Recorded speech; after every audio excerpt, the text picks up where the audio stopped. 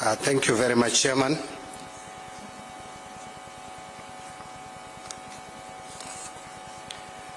The Honorable Musalia Mudavadi, EGH Prime Cabinet Secretary of the Republic of Kenya, and also the Cabinet Secretary for Foreign and Diaspora Affairs, the KRA Board Chairman and Directors, KRA Commissioner General, the staff of the Kenya Revenue Authority, ladies and gentlemen, good morning. Yeah, it's my pleasure to join you at this 2024 KRA Annual Summit, an important event that is part of the Taxpayers Month activities. During the Taxpayers Month, we always come together to appreciate the work and self-sacrifice of the patriotic citizens who dutifully pay their taxes, which fund our nation's development. One of the core objectives of taxation is to ensure sustainability of economic development.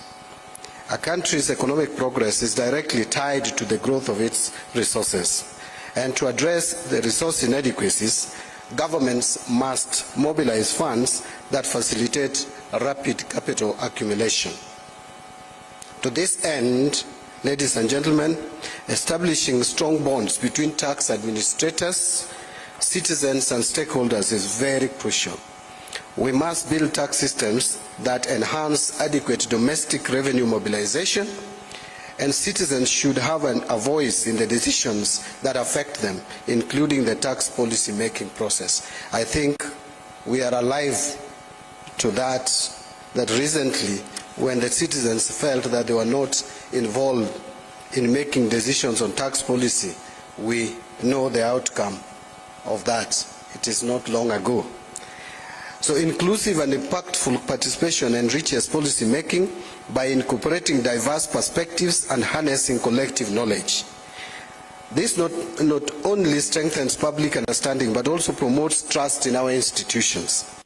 It is therefore essential to institutionalize participatory and deliberate processes that align with the respective democracies. I therefore thank Kenya Revenue Authority for establishing this platform to engage our key stakeholders. Ladies and gentlemen, the timing of this summit is particularly opportune as the government seeks to implement initiatives and policies that enhance revenue collection, ensuring we can meet our demands for efficient public services and achieve our broader economic agenda.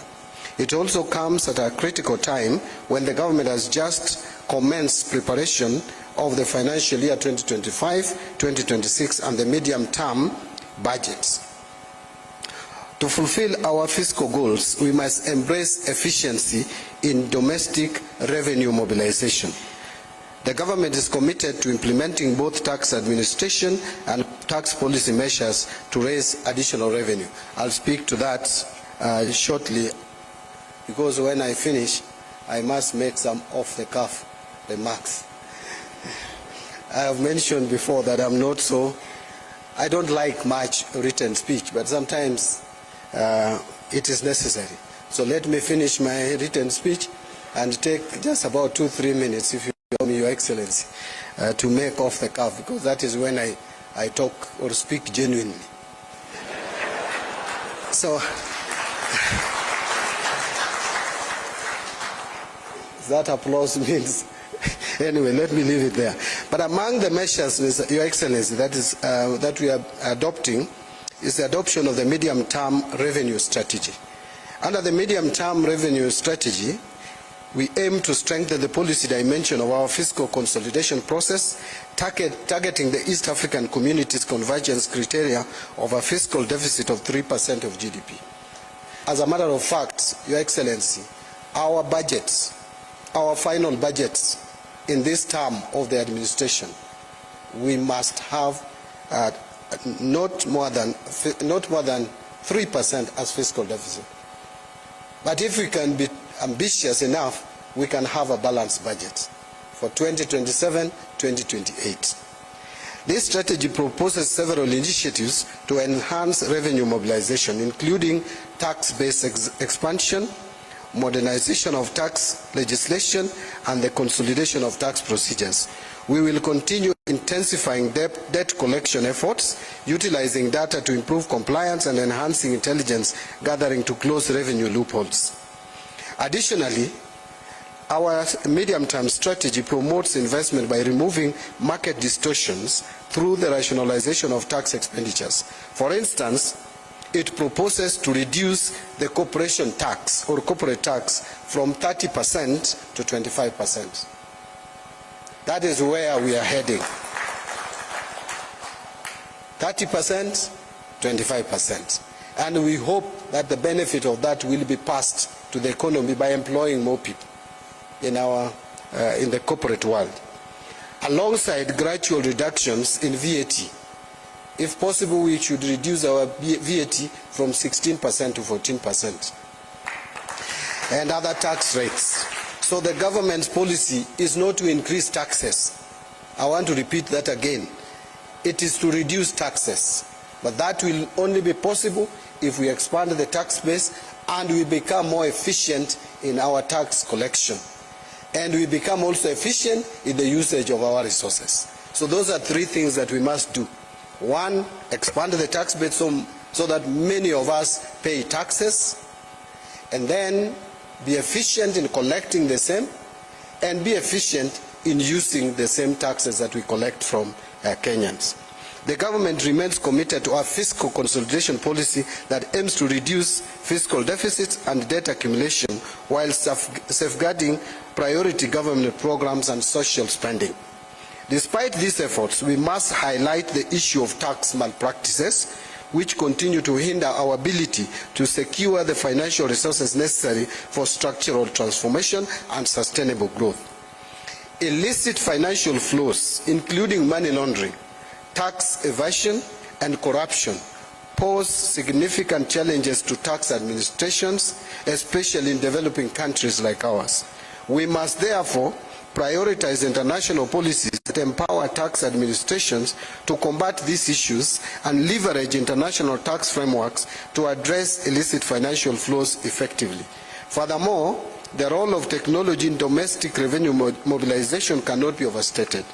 Embracing technology is essential for addressing modern age challenges our tax administrations face. It is only through innovation that we can enhance efficiency and effectiveness in our revenue efforts, mobilization efforts. And as I conclude, I want to reiterate the National Treasury's commitment to supporting KRA in its undertaking towards domestic revenue mobilization and economic development. I've shared with the chairman and also with the CG that the month of November I will be engaging a little bit much more with Kenya Revenue Authority to just see how to get this authority to be able to realize its full potential, because I believe that there are a few things that we need to do to realize full potential. Before I read the final paragraph, which is basically saying goodbye, now let me, Your Excellency, if you allow me, just make a few comments off the cuff. Our economy is very robust, the Kenyan economy. In fact, it is amazing. So the question we want to be asking is how come we have challenges in an economy that is growing at more than 5% per annum, which is above the average in this region, and it is above the global average, and not just above, way above the global average. We have an inflation rate today of 3.6%, 4.4% in July, 4.3% in July, 4.4% in August, and now 3.6% in September, which is way within the inflationary rate as a country we feel is good for economic growth of this nation. 2.5% up to 7.5%. We have more than 4 months cover, forex cover, actually 4.6, which is one of the best that any economy would have. Our currency is fairly stable. in the region of 128 to 131% of our compared to the US dollar. So we have all fundamentals working, apart from just two things. One is our public debts, which is proving to be difficult to sustain. And also, the other issue is the interest rates, which have been high and therefore crowding out the private sector, which we can balance off now with the inflation. With the inflation coming down, I think now we have the luxury, the latitude to at least lower the interest rates. And with the Fed rates coming down, I think central bank is likely to lower the interest rate so that we can have more uptake of credit by the private sector. So where is the problem? The problem is that we are not collecting tax that we should collect. Not because Kenyans don't want to pay tax, we are probably overtaxing a few Kenyans and leaving majority of us not paying their fair share of tax. If you look at VAT, Your Excellency, and I mentioned this when we had a cup of tea, we have the potential of collecting at least 6% of GDP as VAT, but we are collecting only 3.8%. Because tax visibility is a challenge. We are developing a system which must enhance tax visibility. We want to see those Kenyans, not to harass you. We must also make tax payment very friendly and enjoyable. And we must speak to taxpayers that for you to do business, the single largest buyer of goods and services is the government. Give us the tax, we buy from you competitively, and you do your business, make money, give us tax, we buy again from you. I think that is the spirit. So VAT is a challenge. Rental income tax, we are only collecting 17 billion per year, yet we have the potential of collecting at least 100 billion per year. Rental income tax. Many of us here, Kenyans, we own property and we know the story. We are not paying rental income tax. That's 7.5%. If you are genuine with yourself, just ask yourself, do you really pay the rental income tax? You are not, because the system we have in place is not able to see those who are supposed to pay this tax. Visibility is low. We are not saying we go back to you pay other months. We want you to start paying. So if you are not paying out there, please start paying. I'm not exempting you from paying the previous ones, but if you can start paying from today, I would be comfortable as John Mbadi. Finally is personal income tax. Personal income tax. Now when I speak to this, many people will not love me, they will not like me. But the truth of the matter is this. Pay as you earn, which is payment of salary, tax from employment income, from labor income, is perfectly okay. We are raising revenue very well. But those professionals, and we have many of them, and making huge amounts of money, running into millions. If you ask how much we collect, it is very low. Doctors, lawyers, fellow accountants, we are not paying what we should pay as tax. So the system that we are developing would help us see you so that we can have a conversation. Not to harass you. Once we see you, we'll tell you we have seen you. So can we now discuss how you can pay the taxes? Customs tax, again, CG and Chairman. Our system, you call it ICMS. It is not working. That is the truth. Your staff will not tell you, they are telling me. It is not working. So we must have a system that is working. iTax, outdated. It is a system that is outdated. I will tell you, this is the feedback I'm getting, and I'm relaying it to you because I have a mouth to tell you. Your staff will not tell you, they will tell you, boss, we are trying. But what they are saying behind the scenes is that this is a system that is outdated, it is not working. And many more. Rects, you know. How come the DRC, the cargo going to DRC is more than Kenya? Southern Sudan. How can they consume more goods? The cargo to South Sudan is more than Kenya, a bigger economy in the region. Is not true. Our systems, Your Excellency, are not working. We must fix them. So I know the phase 1 is on of this digitization process. We must conclude it quickly and start with phase 2. Finally, even if we do all these systems, Chairman, you improve your corporate governance, without looking at the staff, we are not going anywhere. We must look at the staff and the staff welfare. Your Excellency, this is a commitment that I'm giving, and I know you will help me push it even to the cabinet during the budgeting.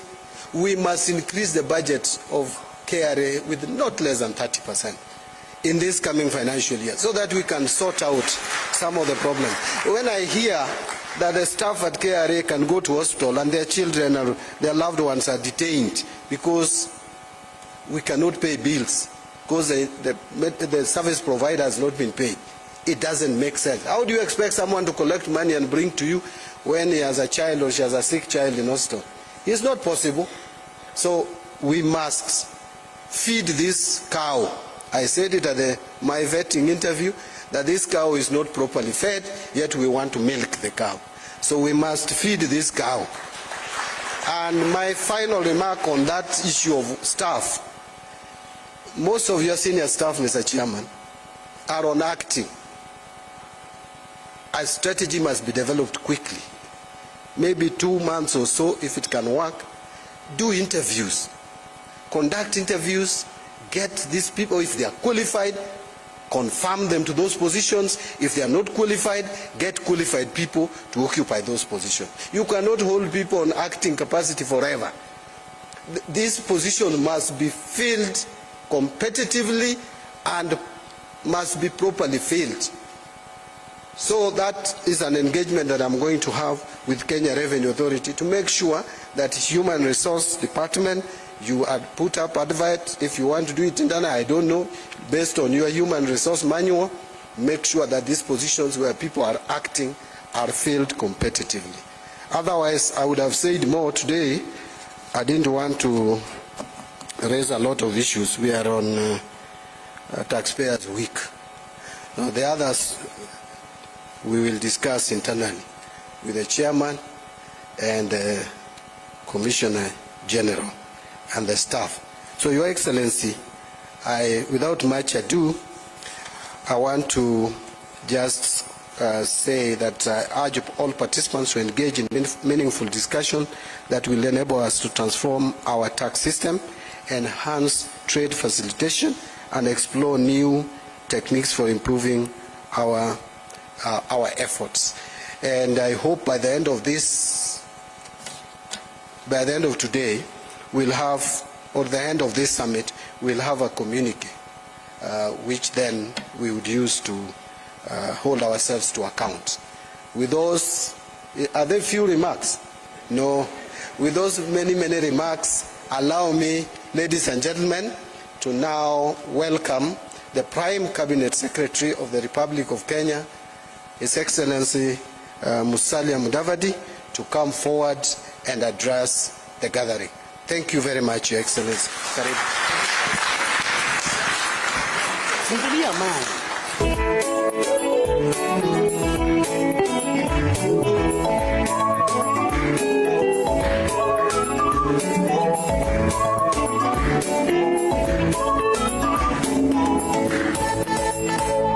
Abana befe mirembe ne mirai, ukoyo kwa jamana.